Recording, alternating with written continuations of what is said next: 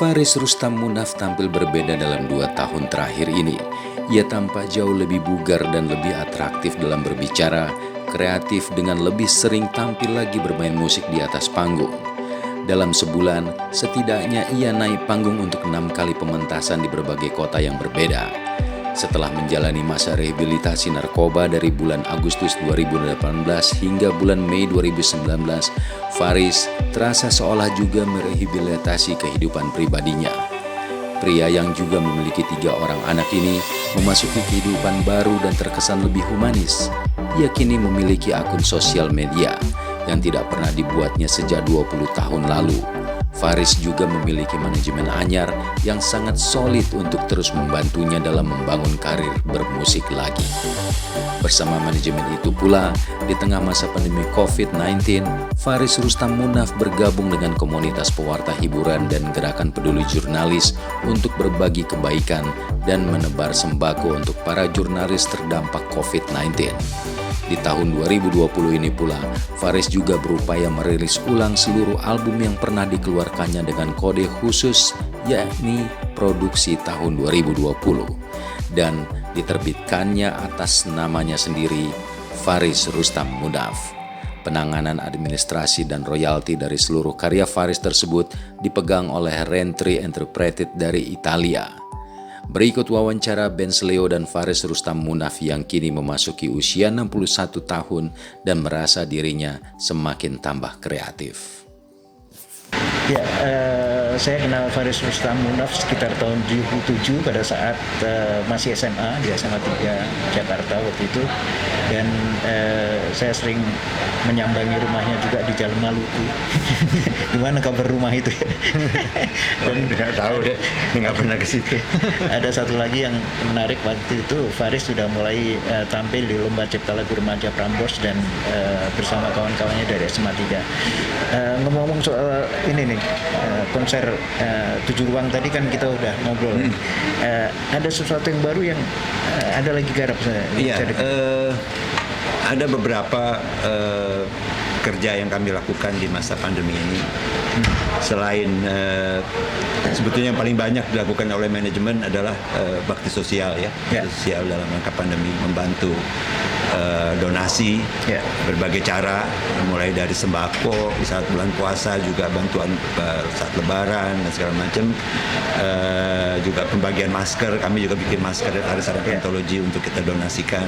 Pendek kata, apa yang bisa kita bantu buat masyarakat. Tapi kalau dari sisi kreatif, kebetulan saya tampil ini udah keempat kalinya di konser 7 Ruang, tapi baru pertama kali dengan antologi formasi komplit malam ini. Selebihnya sambil iseng, karena terus terang aku nggak pernah keluar, Mas Benz. Nggak pernah keluar. Benar-benar total di rumah, dan jadi punya kesempatan untuk kerja studio kan di rumah. Jadi ada kesempatan untuk kerja studio. Yang saya lakukan adalah ada 2 proyek yang kami lagi garap.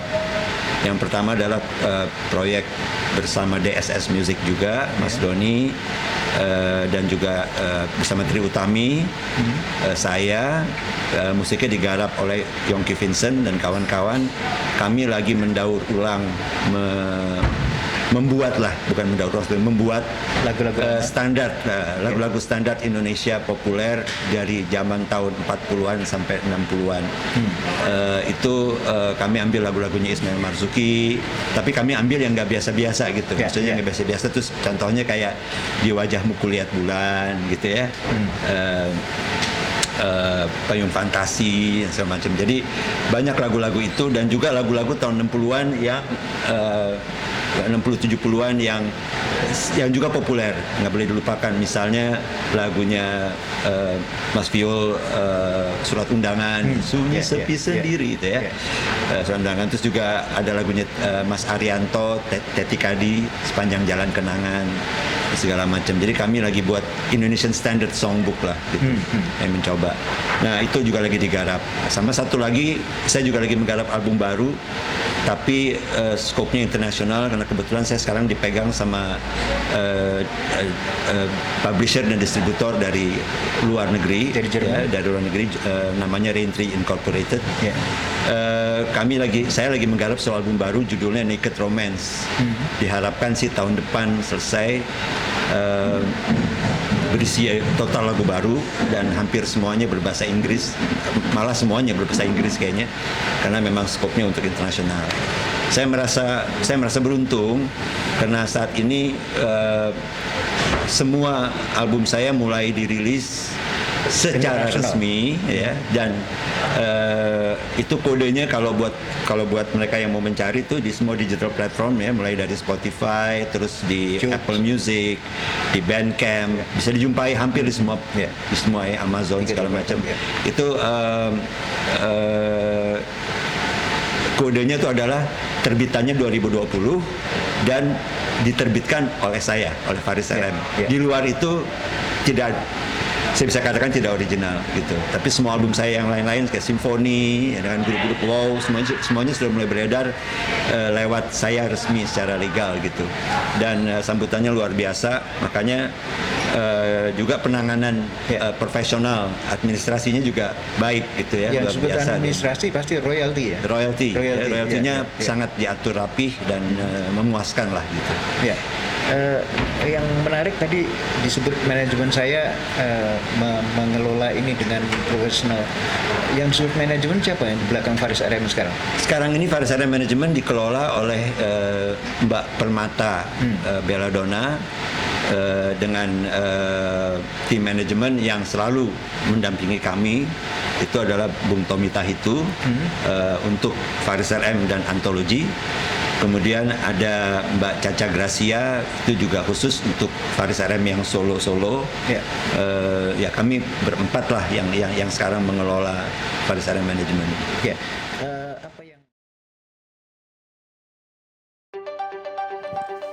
Faris Rustam Munaf yang sudah berkarir lebih dari 40 tahun di industri musik Indonesia memiliki catatan sejarah karir yang memukau. Ia telah membuat 1.768 lagu, 21 album solo, 49 lagu tema, 52 musik jingle, dan 1 album kompilasi bersama Dian Permana Putra, serta ada 3 album duet bersama Jacob Kembar, Janet Arnais, dan juga Reni Jayusman. Faris yang dikenal sebagai multi-instrumentalis ini juga pernah tergabung dengan berbagai nama band, antara lain Band Badai, Trans, Simfoni, Wow, dan Jakarta Rhythm Section. Faris yang sangat kreatif dan produktif di era 80-90-an ini memiliki puluhan lagu hits, 3 di antaranya yakni Barcelona, Sakura, Selangkah ke Seberang, masuk dalam daftar 150 lagu Indonesia terbaik sepanjang sejarah musik Indonesia yang surveinya dibuat oleh majalah Rolling Stones pada tahun 2009 lalu. Saat konser 7 ruang yang dikelola oleh DSS Musik pada Juli 2020 ini, Faris sekaligus memperingati 40 tahun dirilisnya lagu Sakura. Ya, apa yang dirasakan Faris RM tatkala kita sudah memasuki era digital di mana musim yang sedang berjalan itu agak barbar juga. Misalnya orang mengcover lagu orang lain dengan seenaknya, sementara itu pencipta lagunya kadang-kadang gerah juga masuk ke YouTube, tapi yang mirim pertama ke YouTube itu yang dapat bukan songwriternya, nggak dapat apa yang Anda lihat. Ya justru itu makanya ketika kami dipegang sekarang sama Raintree, kebetulan Raintree Incorporated itu produsernya 2 orang adalah 2 orang Itali. Namanya Nicola Morelli sama Maurizio. Keduanya mengelola dengan baik, dan sekarang semua kita melakukan pengawasan yang ketat. Jadi bahkan beberapa DJ yang meremix lagu-lagu saya seperti DJ Feby dan DJ Birli misalnya, itu tetap lewat kita gitu. Jadi artinya kita kelola dengan baik yang di YouTube maupun di mana-mana. Rencananya juga konser malam ini dengan DSS ini kan kita selalu rekam dan akan dikeluarkan juga oleh DSS Music lewat YouTube. Tapi konser ini juga nanti akan di mixing ulang, di remastering oleh Mas Doni untuk diedarkan sebagai album digital yang akan dilepas di digital platform juga. Gitu. Nah kebetulan kalau Mas Benz ingat, tanggal ini sebetulnya tanggal bersejarah Mas Benz. Tanggal ini adalah tanggal persisnya 40 tahun Sakura. Oh, hari ini? Hari ini, persis. 4 Juli ini adalah hari penerbitan album Sakura. Dan Sakura itu adalah super hits dari Faris RM yang pertama ya. Pertama. Yang sebetulnya album kedua kan? Sebetulnya album kedua. Iya. Album pertama kan Sangka Keseberang. Tapi kena Sangka Keseberang direkam pertama kali, tapi diedarkannya setelah Sakura malah gitu. Betul, ya. Dan salah satu lagu yang paling banyak requestnya sekarang ini adalah atau sampai dengan tahun 2000-an itu adalah Barcelona. Barcelona ya. Lagunya long lasting banget. Long lasting banget ya. Dan apa yang Anda sampaikan pada fans, bagaimana Faris RM sepanjang karirnya itu telah menghasilkan puluhan lagu hits dan sekarang sudah mulai menikmati dengan royalti yang cukup bagus sekarang ya, karena dikelola dengan profesional tadi. Iya. Saya sebetulnya merasa bersyukur ya. Terus terang kami juga cukup heran ketika mulai live streaming seperti ini. Saya dan Mas Doni menemukan banyak sekali hal-hal yang tidak kita duga gitu. Tidak kita duga. Contoh misalnya bahwa publik Faris RM itu ternyata seluruh dunia itu banyak. Jadi setelah live streaming ini diadakan, kami kaget juga karena demand-nya banyak sekali gitu ternyata. Padahal gitu. Belum live sekarang sudah ada yang dari Jerman, sudah ada dari Johannesburg, sudah ada dari Norwegia, tanggapan dari British Columbia, teman-teman di Dawson Creek namanya daerah di British Columbia yang ternyata tidak sedikit juga fans saya di situ, ada ribuan juga. Dan banyak sekali dari Saint Petersburg di Rusia gitu ya. Jadi kadang-kadang di Belanda. Jadi kadang-kadang saya merasa Tuhan sebetulnya banyak sekali menebarkan kebaikan melalui pesan-pesan lagu-lagu kami yang kami tidak sangka gitu. Tahun lalu saya ke Belanda dan bertemu dengan salah seorang DJ terbaik Eropa ya untuk klasik disco. Kebetulan dia tuh orang keturunan Indonesia juga, keturunan Asia, namanya Sekan.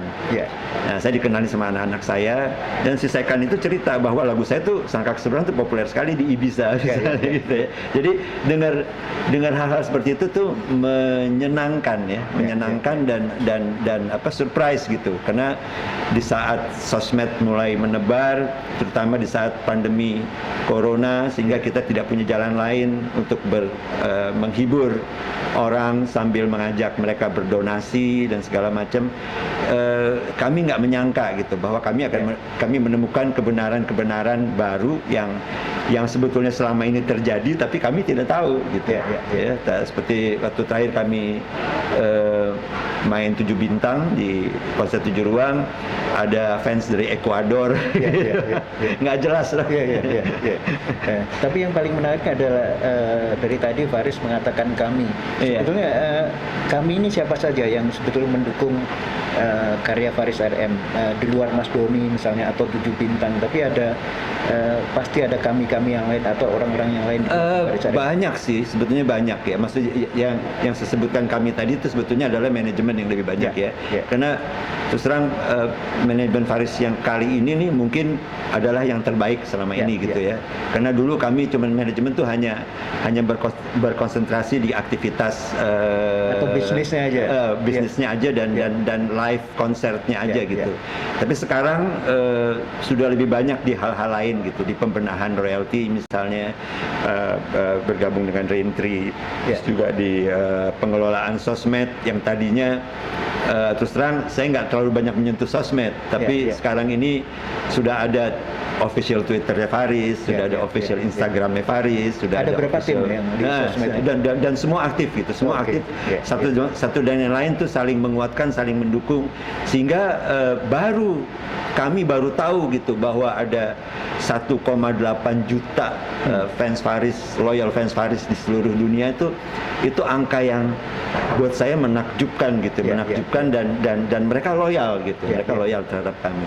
Jadi saya pikir makanya seperti kata Tuhan bahwa di dalam setiap persoalan, di dalam setiap kesulitan selalu ada kebaikan gitu. Dia datang bersama gitu, kesulitan dan kebaikan. Jadi saya percaya itu, dan terus terang pandemi corona ini banyak merubah cara baru kehidupan, ya, cara baru kehidupan, cara baru berbisnis, cara baru dalam pandangan point of view gitu ya.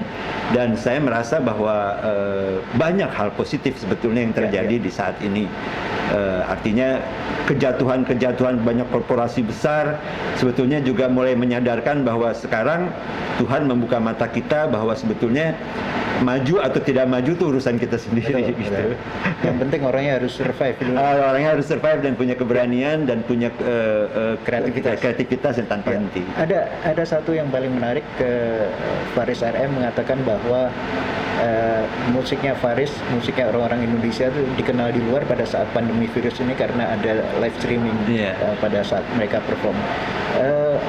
Selama ini kalau musik Indonesia sukses di luar, bayangan orang adalah musik eksploratif yang kayak world music misalnya, Dwiki Darmawan, terus kemudian Mas Franky Raden atau siapa rekan-rekan yang menggabungkan antara musik tradisional dengan musik diatonik, lebih kultural lah. Betul, tapi ternyata tidak begitu. Ternyata sampai di sana gitu ya. Berarti sebetulnya era sosmed itu semuanya bisa saja terjadi ya. Bisa terjadi. Bahkan saya lihat misalnya kayak konser 7 ruang ini ya. Ini kan diaktifkan oleh Mas Doni saat awal kita menyadari bahwa kita kesulitan pekerjaan secara live. Tapi setelah kita menjalani aktivitas ini, kita mulai sadar bahwa ini bukan hanya saat pandemi. Jadi ini bisa merubah sama sekali sistem apa namanya tata kelola dunia hiburan gitu. Artinya jujur aja ya, maksudnya penyiaran yang konservatif yang istilahnya yang selama ini apa namanya ada dikenal masyarakat kayak televisi segala macam, sudah banyak yang tidak menyediakan slot untuk musik-musik yang seperti ini gitu. Musik-musik di mana inilah sebetulnya musik gitu. Di mana orang bisa melihat permainan para pemusik sebagaimana aslinya gitu, tanpa rekayasa, karena ini main live dan spontan, membawakan karya sendiri. Nah, ini bisa jadi penerus gitu, bisa akan jadi awal dari satu babak baru presentasi broadcast dunia hiburan di Indonesia dan mendunia lagi gitu. Ada satu yang harapan banyak orang, Faris RM ini kan dikenal sebagai musisi yang paling banyak band yang mendirikan band yang banyak sekali. Apakah itu Jakarta Rhythm Section dan banyak banget itu Faris RM. Dan satu lagi yang fenomenal waktu itu sama Ed Sheeran apa yang saya bawa ke Surabaya. Super Digi dibawa ke Surabaya itu yang perempuan yang satu SMA itu istri semua. Boleh cerita apakah suatu saat punya kerinduan untuk mengumpulkan mereka menjadi satu? Iya, sebenarnya sih terus terang apa namanya saya tuh kepingin sekali gitu ya, karena saya sebagai pemusik dari yang Mas Benz kenal, kita kenalan dari awal itu sebetulnya nggak berubah. Saya orang yang paling senang session, paling senang bikin sesuatu yang baru, bergabung dengan orang. Makanya kan kayak nanti berikutnya di K7 Ruang ini, di konser 7 Ruang ini saya akan tampil dengan apa namanya, kelompok yang namanya Keyboardist untuk Bangsa, untuk Bangsa, Rock Squad Duo, mereka kebetulan itu apa namanya ya, tempat saya menyalurkan punya kesempatan untuk tampil membawakan lagu-lagu yang progresif gitu, seperti lagu-lagunya Wow, seperti lagu-lagunya apa namanya Krisye yang dipercayakan kepada saya gitu ya, Jakarta Rhythm Section, pokoknya yang progresif lah gitu. Kebetulan nanti ini besok ini kita akan tampil juga di konser 7 Ruang dalam tribute untuk Yoki Suryo Prayogo, di mana saya akan main drum untuk Angin Malam sambil nyanyi dan juga menyanyikan Jurang Pemisah lagunya Yoki. Jadi juga waktu itu kita juga pernah tampil waktu di Boleh Pentas.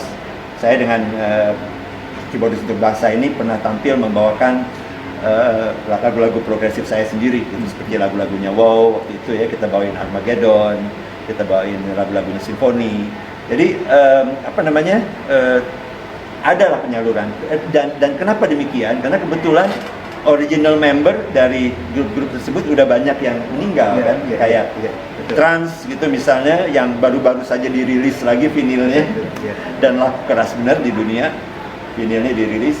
Itu juga kita udah kehilangan 2 orang member gitu, dan member yang lain Wibi dan Uci Haryono udah meninggal, yang lain udah cuma tinggal Erwin, saya dan Dandung yang ada di Indonesia. Jundi ada di Amerika, Edi Haris ada di Amerika. Jadi kita udah kehilangan kesempatan. Dan Wow juga begitu, Iwan Majid udah meninggal. Jadi artinya digantikan tetap sama Tony Wenas, tapi ya kami punya keterbatasan gitu. Simfoni juga Jimmy Pais sudah meninggal, Herman Geli juga dalam kondisi kesehatan yang masih belum pulih dari sakitnya yang jadi. Terus terang aja sih, kalau memang itu memungkinkan, kami akan tampil reuni gitu. Karena waktu itu pernah tahun 2013 kalau nggak salah, kami pernah tampil Simfoni reunion dan luar biasa sambutannya gitu. Kita harus mengakhiri acara ini, tapi ada satu yang pengen kami ketahui di tengah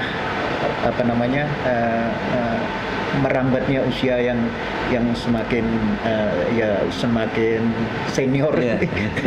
Kalau tua terjemahannya kan senior. Apakah ada keterbatasan dalam kreativitas? Artinya zaman dulu mungkin umur 20-an 30-an itu justru super hitsnya Faris ini lahir. Sekarang umur berapa sekarang ya? 61. Apa yang terjadi? Misalnya karya cipta ini susah bikin lirik enggak. Kalau dari sisi itu enggak, Mas. Dari sisi itu saya sama sekali enggak turun. Kebetulan juga secara fisik vokal juga masih bisa menjangkau nada-nada tinggi ya. Jadi tidak ada masalah sama itu. Ada penurunan nada enggak? Enggak ada. Malah naik. Sakura dulu aslinya main di A, sekarang saya mainnya di C. Justru malah naik. Saya sama Tri Utami. Makin tua makin tinggi suaranya. Di saya mungkin kalaupun ada gini, Mas Benz. Kalau dulu ya juga mungkin karena karena situasinya masih amat terbuka gitu ya. Sehingga dulu tuh kalau berkarya tuh kayaknya nggak ada remnya gitu. Kalau sekarang ini saya menulis lagu tuh lebih lebih dewasa lah gitu ya. Lebih dewasa dalam arti kata kadang-kadang kalau dulu kayaknya lagu makin susah makin seneng gitu.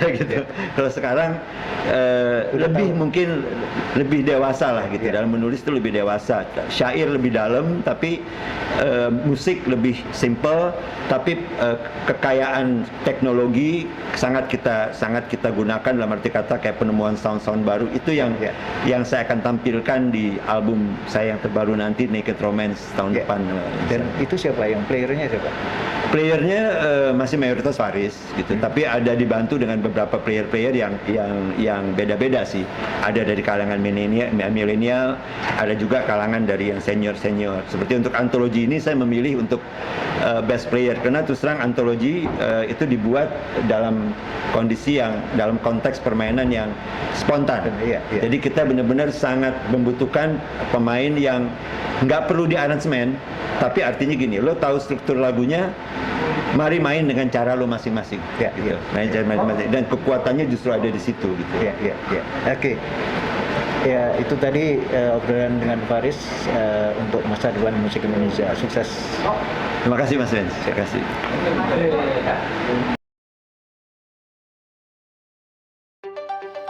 Catatan musik minggu ini, Aurel Hermansyah membuat sejarah baru dalam karirnya sebagai penyanyi. Hanya dalam seminggu sejak ia merilis single lagu Kepastian karya Ade Govinda, video klipnya tersebut memperoleh view sebanyak 15.500.000 kali di YouTube. Banyak netizen menilai jumlah viewers itu terkatrol karena lagunya erat bercerita tentang hubungannya dengan Atta Halilintar sang pacar. Tapi apapun sambutan negatif terhadap kehadiran single ini, Aurel memang bisa menyanyi dan bukan mustahil suatu hari Aurel dipastikan mampu bersaing dengan diva Indonesia yang merupakan miminya sendiri, Krisdayanti.